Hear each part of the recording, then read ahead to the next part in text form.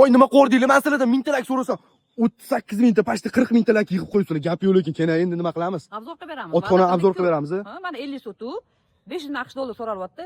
Mazax kelib ko'rib, tomosha qilib xarid qilsin.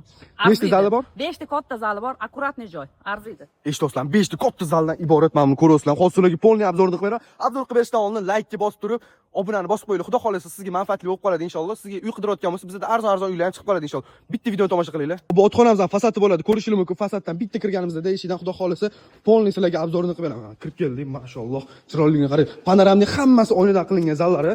Hozirlar polniy kirib obzorni qilib beraman. Hop kirdik, bitta katta zal.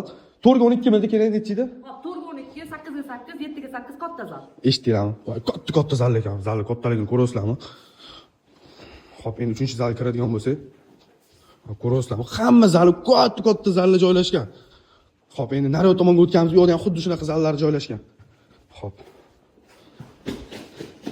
Hop, kirganimizda bu yerda ham bitta katta zali bor, ko'rishingiz mumkin. Bu yerda sanuzeli bor, bu yerda yana bitta zal bo'ladi.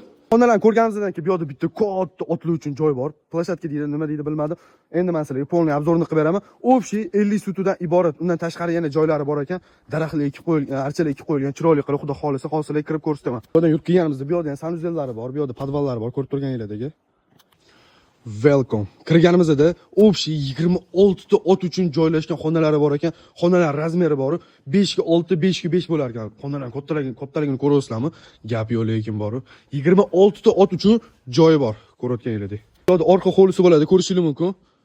Bu yerda ham xudo xolisa otlar uchun, mamta kaptarlar uchun joylar qilib qo'yilgan. Bu otxonamizga 500 ming dollar so'ralyapti. 50 sotudan iborat, sunnatiga yana ozgina o't berilgan joy bo'ladi. Lakasan turadigan bo'lsa, Toshkentdan 5 kilometr kirganda, Tutzor havasdan o'tganimizdan keyin joylashgan. Lakasan juda zo'r joy joylashgan. Gaz va suvdan umuman muammo yo'q. Xudo xolisa kelib turib, mana shu pastga nomer telefon qilib, tez baraka qo'rsanglar bo'ladi, akam.